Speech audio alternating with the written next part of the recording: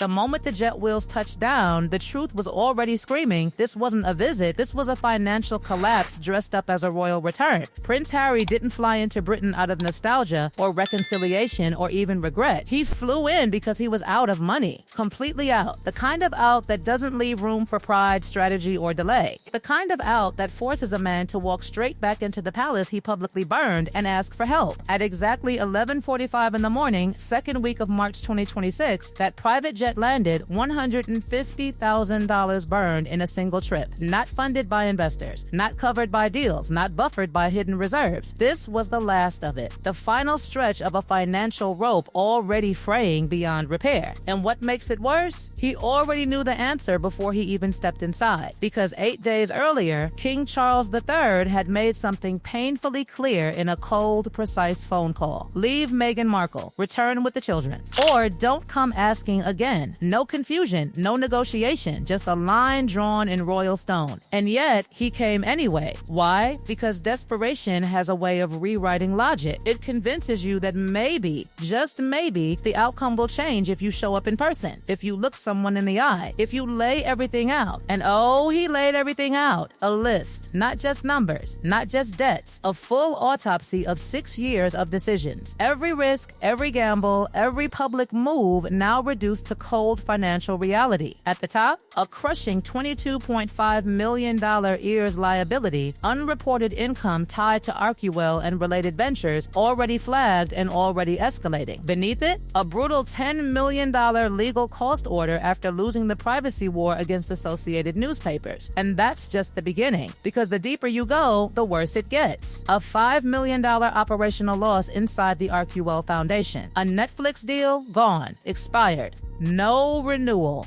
Silence. And sitting quietly like a ticking time bomb, $20 million worth of unsold inventory, not earning, not moving, just sitting. Bleeding money through storage costs. This wasn't a request for help. This was a collapse documented line by line. And then came the meeting. 45 minutes inside Clarence House. Just father and son. No cameras, no advisors speaking. Just the weight of years and the sound of consequences catching up. But here's the part no one wants to say out loud. The decision had already been made before Harry even sat down. Those 45 minutes, they weren't negotiation. They were confirmation. A formal closing of a door that had been slowly shutting for years. Because what Harry offered in return sounded powerful. A full stop to public exposure. No more interviews. No more accusations. No more pulling back the curtain on royal life. It sounded like peace, but to the palace, it sounded like something else entirely. Too late, because what's a promise worth when history says it won't hold? That question hung heavy in the room, not spoken immediately, but understood. Because every interview, every documentary, every carefully timed revelation over the past 6 years had built a pattern.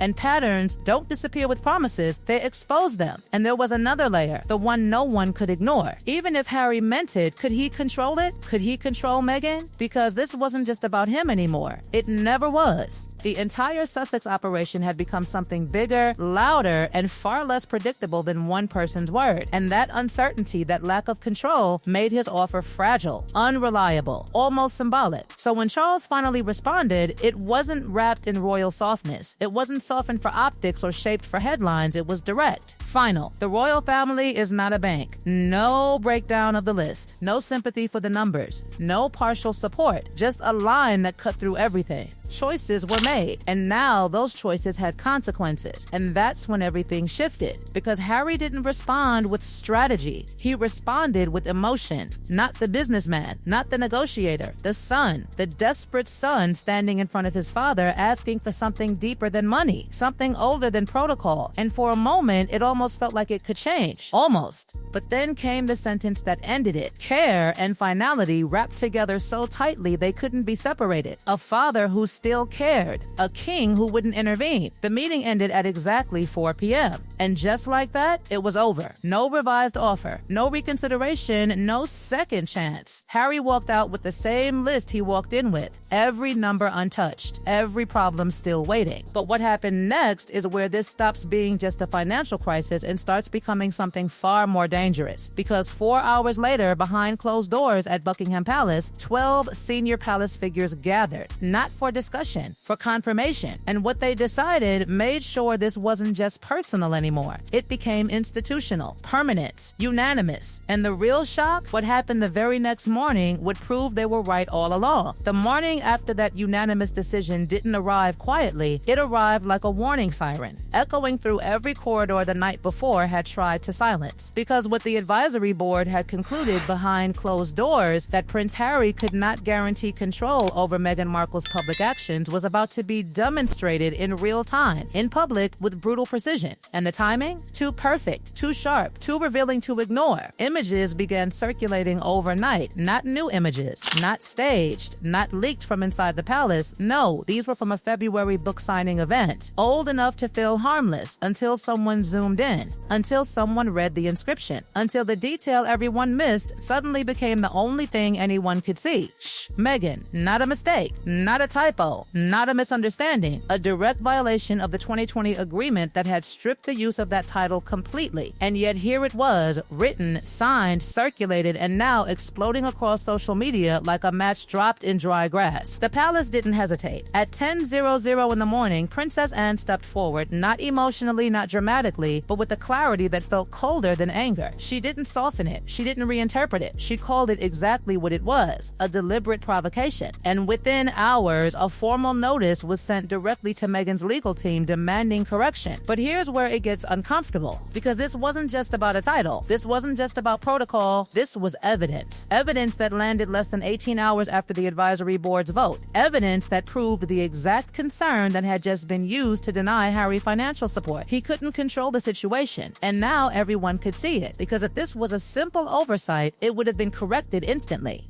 quietly, cleanly.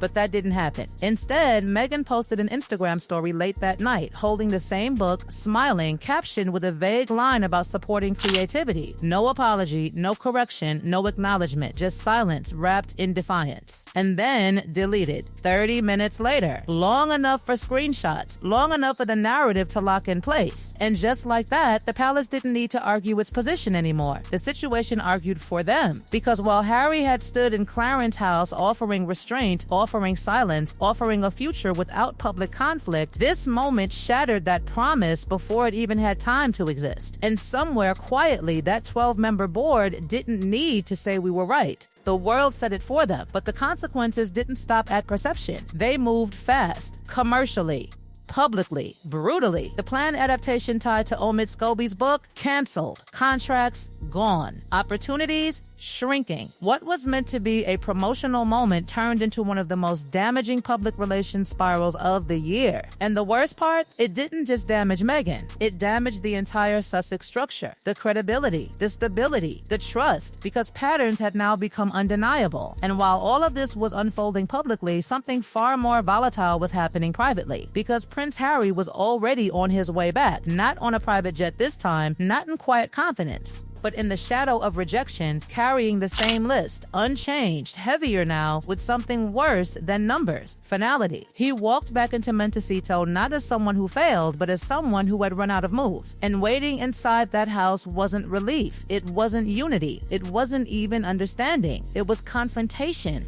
Because the argument that followed wasn't new, it had been building for days, but now it had proof. Now it had consequences. Now it had a result neither of them could spin, deny, or escape. Harry's frustration came sharp, direct. He had been pushed toward this confrontation, encouraged to test the palace, to force a reaction. And then, just as the moment came, that support vanished, reframed, rewritten as weakness. And Meghan's response? Even sharper. He failed. Not the system, not the institution. Him. And that's the moment everything shifted from external conflict to internal fracture. Because for 6 years, their partnership had been held together by a shared opponent: the palace, the media, the narrative. There was always something outside to fight against, something to unify them, something to justify every decision, every move, every risk. But now, the palace had stepped back completely. No engagement, no negotiation, no reaction beyond formal process. And without that external force, the cracks became became visible, because now the questions weren't about them versus the world, they were about each other. Who made the wrong call? Who misread the situation? Who pushed too far? And more dangerously, who was responsible? Sources close to the situation described it carefully, almost cautiously, ongoing discussions about separation. Not dramatic, not explosive, but structural, quietly serious. The kind of conversations that don't explode overnight, they evolve slowly until they become impossible to ignore. And all of this, every argument, every headline, every misstep was happening while the financial reality continued tightening its grip. Because the problem wasn't just the debt, it was how every part of it made every other part worse. The heirs' liability demanded immediate attention, pulling resources away from legal costs. The legal costs pulled resources away from tax resolution. The expired deals removed income streams entirely. The unsold inventory drained money instead of generating it. And the $150,000 flight, The Last Gamble, didn't just fail to fix the problem, it deepened it.